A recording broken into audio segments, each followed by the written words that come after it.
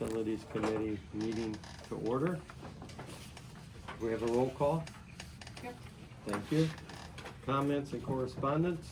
I actually have what Adam was referring to before. Sorry about that. No, not a problem. Paving results, Fairview Estates. I would like to say I am pleased with the results of the latest round of repaving. Appears to have gone much smoother than the results much smoother with better results than last year's work. Thank you to all those who made this happen. Too often we focus on the negative, so I thought I would throw up a positive note for the Village of Waterford personnel responsible for this outcome.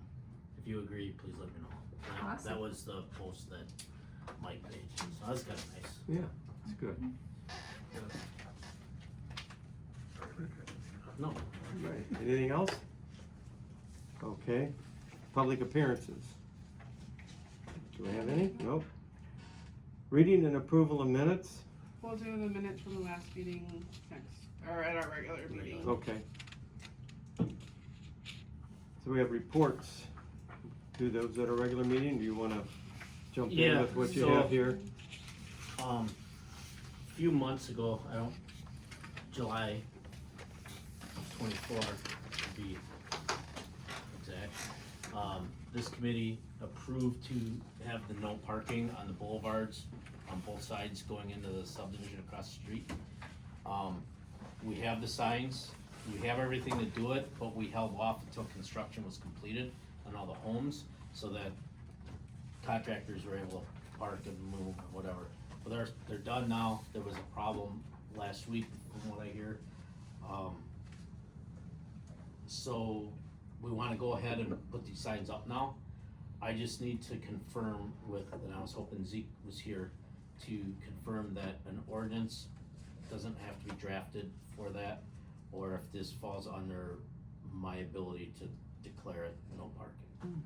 So I just gotta get them clarified and then we can go ahead and put them signs up. But we do have the signs that they read no parking between signs, so we're gonna put them on either end of the blocks. Did somebody try to park there? They took the no parking signs down and Oh. they had a party. Where's this again? Are you talking right here at Yeah, that bar? at the boulevard. No. No, the boulevard. So, On Moore. yeah, so Right had a over couple here, it goes calls. into the back One person subdivision. pulls a trailer And then- and he had to back out of the street and go down to the next Oh. boulevard to get in, cause the cars were parked right there. Oh, So he couldn't get around far enough, so. yeah. So, you know, never had a problem once we had the signs up, Right, you know, so, did you ever find them? no, not yet. Oh my goodness. No, we drove through there to look for them, but they weren't. Yeah, I walked down the sidewalk, thinking maybe they got thrown in a bush or something, I didn't see them. Okay, anything else? No, I just Okay. gotta confirm that we're able to do that without having Alright. to draft an ordinance for that, those particular blocks, and then we'll put them on. Okay. Mike, you have anything? No, I'll have my report ready for the next meeting. Yeah. Okay. This one's kind of a shorter notice. All right, then let's move into new business. Presentation and discussion of the 2026 budget on various budget sections, including water, water capital, sewer capital, streets, parks and facilities, park impact fees, Riverside docks, conservation and development, garbage and recycling, streets, parks, utility employee sheet, TID 3, TID 4, and consider an appropriate motion for action. Could I mention something, and I don't mean to be rude, I respectfully, okay, I have something really short. Is it possible to do this and then I'll, Are we talking You this? kind of, they can't make any, like, motions on anything, cause it's not on the agenda. so I was gonna give this to Rachel to put on the agenda for the regular meeting, and Zeke said this morning, come to the 4 o'clock and let's, You can review it. We can. We But- can talk review it, about but we can't take any Yeah, action on it. can't. what do you guys prefer? Do you want me to come back for the next meeting and then we can just kind of talk about it and then go from there, Well, we whatever can you talk like? about it today, but we can't take any action since Okay, this. is that okay? And I'm very sorry, this No, was that's- news to no, me it's too, fine. didn't know I was gonna be here. Yeah. Or are you gonna Just go ahead. I can talk. Okay, so if it's okay. Yep, go ahead. Okay, I'm gonna make this brief, but This is the rental fees. this is the rental fees, and specifically we've been talking about the chalets because we're not having a Christmas market this year. And it's been proposed to move the 4 chalets over to Corner Park, where Mo's used to be, okay, and rent them out, okay, and that's what brought this to the table today. Okay, so what I have is Zeke has reviewed this, some suggested prices for renting the chalets, and then, it's a little bit more for special events, but he wanted it very nominal, at least that's a suggestion, for like Christmas in the Village, the day of the Christmas parade, holidays, our Mondays when we have our food event at the park. If anyone wanted to rent across the street, there would be $25 for the day, otherwise $15 a day. And we do manage that at Village Hall as far as posting any revenue that comes in, okay, that kind of thing. So that's one of the things that we're talking about. And then the rest is just if you wanna take it and review. We have some events where they wanna close down a side street, which involves DPW because of trash and barricades. We're recommending or suggesting a rental or a fee per day. And then Milwaukee and Maine, where they like to have events there on the old bowling alley, use the whole thing. Okay, so we have a fee for that.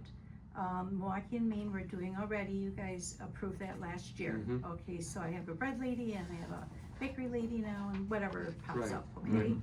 And then new on the table is, we know the park, 10 Club Park is always open to the public, and it always, it is, and it should be, okay? But we do have some groups that want, like we just had Hometown Huddle, which was the Wolverine parents that got together. Well, then they had food trucks, and that involved DPW being there before and after, and I don't wanna, it might jump in anytime, okay, but it does involve labor. Yeah. We have a very large church group, I don't even remember which church, but they were a holy mess.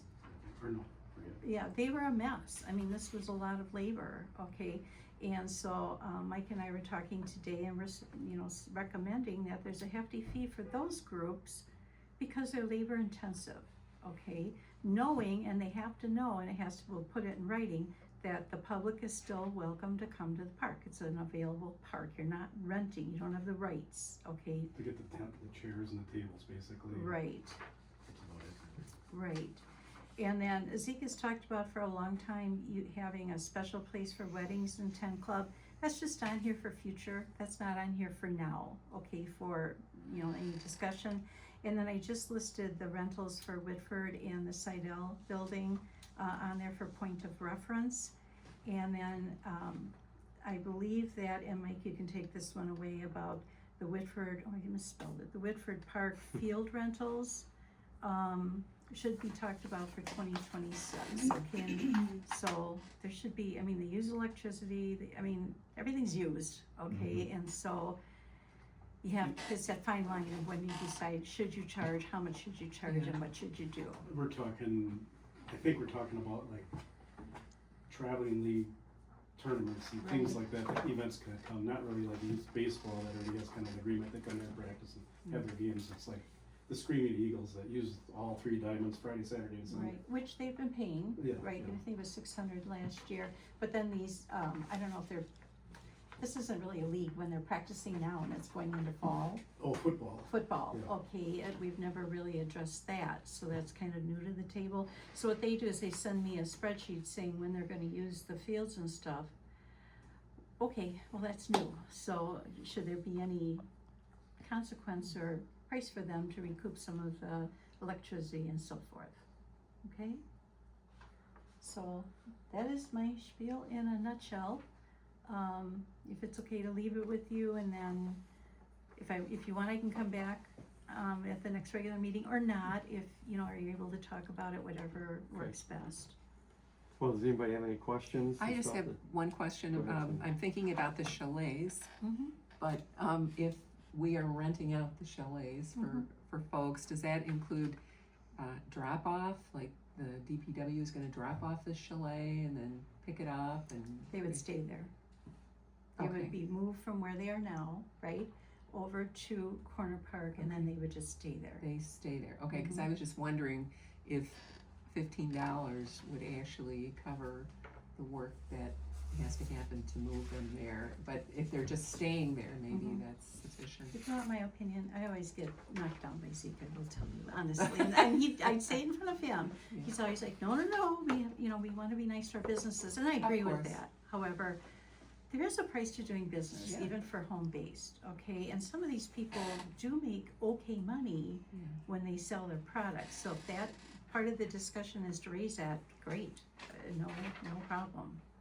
It's a Yeah. good question. Yeah, we also gotta kinda look at it because we're having the conversation about, having that tent and not having an official Christmas market, but having the tent up and, Zeke's had conversations with the fire department already about doing that. Mhm. So I would anticipate we're gonna have some kind of event, whether it's a fundraiser or something, it's not gonna be the full thing. So those chalets, we kinda wanna keep that separately as part of a fundraiser, I guess. So I'm just throwing that out, rent it for Can you, CVAC. I'm sorry, can you clarify that, Pat, what do you mean? Where would you want them then? Well, it's fine over there, but I'm just Okay. talking about the rental prices. Okay, so you'd want them, Well, we don't know if you'd wanna give the fire department ability to rent those out, part of the fundraiser, or during that time, I just would wanna put some thought into keeping it separate from that date. okay, it'd be Over on the the other weekend. side of the street, Right, and it's not a bad, right. I'm not saying it's a Yeah, bad right. idea, okay? The other thing too is maybe whatever we would, just a suggestion, whatever we could collect for rent for that time, that day, maybe that could go as a donation to the fire department. Sure. Something like that, Right, it's gonna be some kind of Yeah. language. yeah. Okay, So I just want to kinda bring that up, that's, absolutely. Okay, any, Can I ask you two a question? Is that a spot that you feel is a good place for those for, I don't wanna call it permanent, but for an extended period of time? For just what you guys have to, It's on asphalt, on- it's not on grass or anything, it's, Yeah, there's power there. okay, Um, just was curious, cause we'd heard different spots or tried talking about different spots, I think, a couple folks did. personally, I think it's terrible for parking. I mean, that to me, cause you can't park on Main Street on that side, and yet we're wanting to put a little bit of market there, if you will, okay, which I'm not saying it's bad, I'm just saying, the fact is, it's tough for parking, they're gonna have to park across the street and walk over, or if they're lucky to be able to park in front of like Squinjillies or, along there on Main Street, which would be great. But with these small markets, because they're home-based, the hard part of this is you want them to succeed, hoping that maybe eventually they'll turn into a brick and mortar and stay here, okay? So it's kind of a fine line, where are they? Okay, might be an advantage for everybody in the downtown to not have parking right there too, though. Everybody walks through the village, stops it everywhere, every place, every business. Goes all ways, Yeah. absolutely, hard to guess. Yeah, it is, that's why I asked, because everybody has a different opinion, Yeah. like, if it's down where you currently have the lady selling the bread, there's a ton of parking, right, in theory, but, if you want a cake pop, and you got 4 kids in your car, you're not gonna walk 4 blocks and then, you wanna pull up to the bowling alley. I mean, that's just. correct, and I did hear somebody did say to me, it would, How about if you sit it here? may 'Cause look I'm just- odd Depends what you're in after. that spot with just 4, in such an open area, Thank you. where they may fit well where Kathy just That's explained for on you. that corner. I don't know, I just was curious what, Okay. reality, yeah, there's not enough parking on Main Street Yeah. to keep any single retailer alive down there. Right. Yeah. I mean, there just isn't. I mean, the other day, I saw 4 people come out of the bar and get into cars, that's half the parking. I mean, it's like, so, we got the big parking lot behind, so, Your downtown has the economic development problem, missing teeth, and, so it's a challenge to try to get retail to be viable within the downtown in the best of times.